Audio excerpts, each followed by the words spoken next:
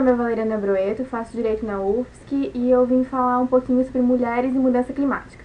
Bom, para começar e clarear um pouquinho, mudanças climáticas são mudanças nos padrões climáticos de determinadas regiões, e isso ocorre porque existem gases na atmosfera, os gases de efeito estufa, que eles são emitidos naturalmente pelo planeta, mas eles deixam a Terra mais quente. Só que já há um alto grau de certeza de que depois da Revolução Industrial, os seres humanos têm tido uma interferência maior na emissão dos gases de efeito estufa, e isso tem aumentado a mudança climática. Isso teve várias causas, né, no caso dos seres humanos, mas tem alguns efeitos também, não só no meio ambiente, como para as sociedades, para as pessoas. Alguns desses efeitos, então, é a escassez de recursos, as novas doenças que têm aparecido, a intensificação de certos problemas urbanos e o aumento da ocorrência de eventos extremos, que, sob certas condições, causam os desastres, né? E isso, no geral, tem causado mais deslocamentos em massa e as migrações, no caso. Bom, quando se começa a falar sobre mulheres e mudança climática, o primeiro ponto que aparece é o ecofeminismo. O ecofeminismo, ele propõe uma relação natural entre a natureza e as mulheres, e que essa associação entre a natureza e as mulheres tem levado à opressão de ambas, porque ambas têm sido consideradas irracionais e que precisam de alguém que as controle, como isso é bem visível no caso da natureza e também das mulheres. E essa figura tem sido majoritariamente o homem, né? Seguindo mais adiante, pode-se perceber três pontos, três pilares que sustentam o discurso sobre mulheres e mudança climática.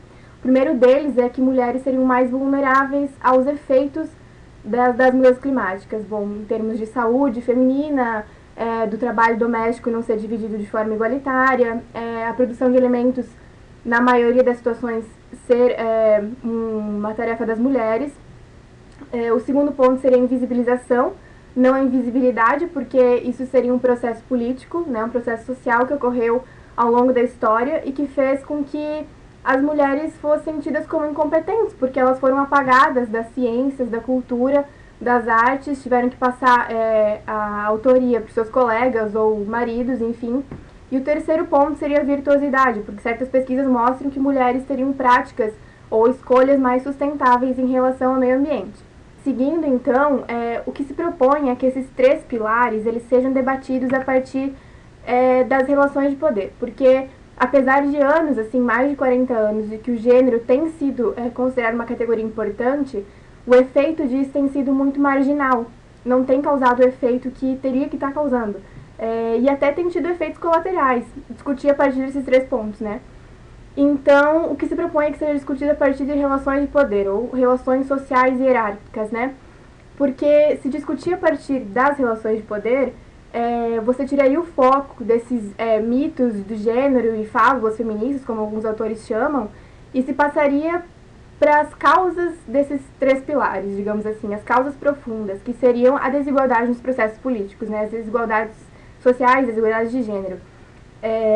Quando você foca nessas relações de poder, você começa a pensar que não tem que ter uma transferência de responsabilidade, porque a mulher ser considerada mais virtuosa, ela tem uma responsabilidade maior em relação ao meio ambiente. Então, e isso se deve muito a uma generalização dos contextos, né, dos contextos das mulheres. E, no caso, elas não têm que ser as responsáveis por tudo, e elas têm que ser consideradas em seus contextos particulares, né, tanto em relação à cultura, quanto em relação à localização geográfica, que é muito importante. E, a partir disso, tem que haver uma transferência de recursos materiais mesmo, assim, de as mulheres poderem chegar à participação política, ter uma participação política ativa e efetiva, né, participar do debate climático. E então é isso que se propõe, então é que se fale sobre as relações de poder, ao invés de banalizar o diálogo através de vulnerabilidades e virtuosidades. E espero ter contribuído um pouco para o diálogo. Se inscrevam no canal, que isso é muito importante também para debater a posição da mulher na sociedade. Esse é um espaço, então, para que as mulheres que estão nas ciências ou nas artes, na cultura, elas possam ter um lugar para falar.